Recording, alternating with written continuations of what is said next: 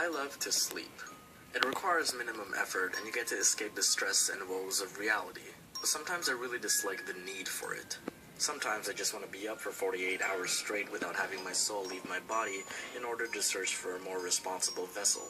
We only have a limited time on this planet, and since I can't clone myself yet to maximize my activity output, I'd at least want to maximize the time I spend being conscious.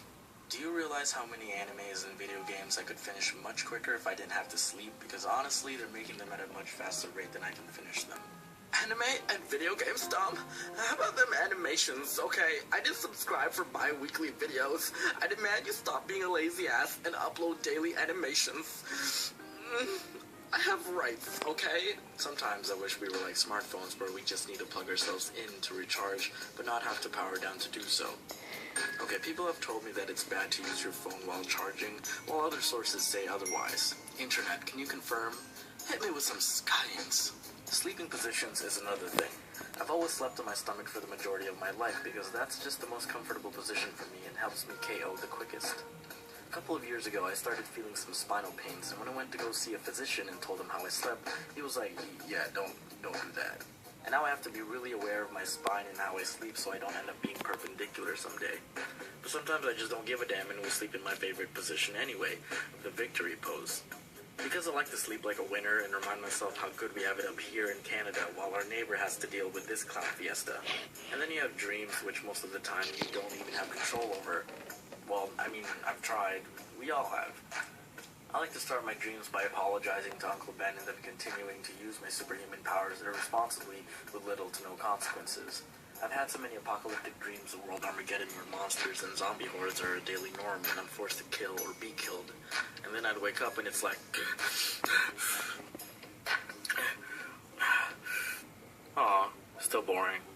But on the flip side, I've also had surreal dreams that were so captivating that it forced myself to continue where I left off the previous night, as if it was some episodic series on Netflix. I used to sleepwalk as a kid and did some of the weirdest things. And I only know this because my family witnessed me in the act, so I can only imagine what kind of things happened when no one was around. There was one time I went to the bathroom door, which was just past my sister's room.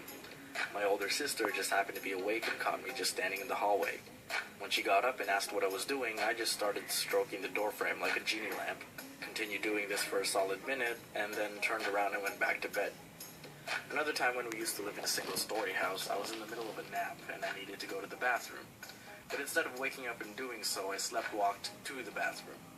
But because of the layout of my house, I overshot the distance and ended up peeing in the kitchen into a shelf where we kept the bread. My mother's scream was enough to bring me back into consciousness, but I was still in the middle of my session, so I panicked and made an even bigger mess. And then another time, which was pretty fucking creepy, I wandered into my sister's room. Again, my sister asked if I was okay, but I didn't answer and just walked up to their window, started gesturing to something that seemed to be standing outside on the street, and repeated, "Come back, over and over until walking away and going back to bed. What the fuck? Was my house haunted? Snoring is a big issue for me, and proof of that was my most embarrassing moment, which many of you know about. I've become very self-conscious about it and tried my best not to disturb others if I ever slept over at their place, or if I had to share a hotel room with someone. If there aren't any form of acoustic barriers between us, I'd sometimes wait and make sure everyone is asleep first before I went to sleep, or else a nasal concert would await them and continue to keep them awake for the duration of the night. People sometimes wonder if I'm dying because I tend to emulate that kind of sound through my snore, but I'm actually perfectly fine after I wake up.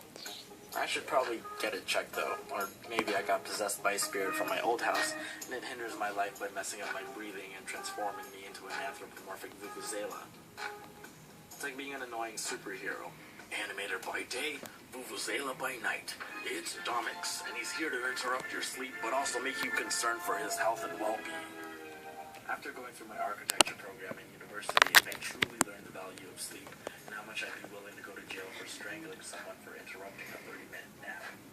School gave me few opportunities to sleep if I wanted to maintain my GPA. It came to a point where I'd have to strategize and calculate bursts of sufficient sleep that would adequately get me through the day. Okay, it's now 2 a.m. and my class is at 8 a.m.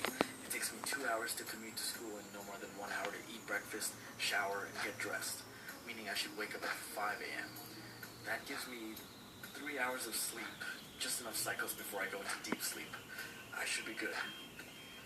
Wait, what's that sound?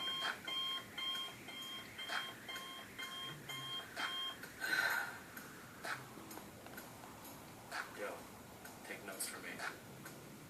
I think the biggest issue with sleep is thinking I've never done enough in the day before doing so. Some days pass by so quickly that I can't even recall the events that occurred that day. Oh crap, it's 1 a.m. already and I've only animated one scene. How did I spend 5 hours reading creepypasta? Most of the time, I'm not even aware of how far we are into the week. See, my philosophy is that tomorrow only comes after I wake up. Postponing sleep is the only way I can extend the today. Perhaps because I'm not ready for the tomorrow. Or perhaps days are filled with so much bliss that going to bed means submission, and avoiding sleep is my futile attempt at overindulging in something that need not to be kept in the present and can only survive as a past experience. And then I remember that Final Fantasy 15 keeps getting delayed, so I guess the sooner I sleep, the sooner it'll release. Square Enix, get your shit together. Speaking of necessities, we got food in this month's anime loot crate. Well, not actual food, but look, we got an apron from Food Wars, so you too can wear it, and only it, and be just like...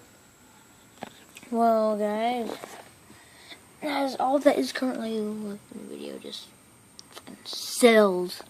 Sale! Well, see you guys tomorrow. Or possibly some other time, guys. Just gonna say it.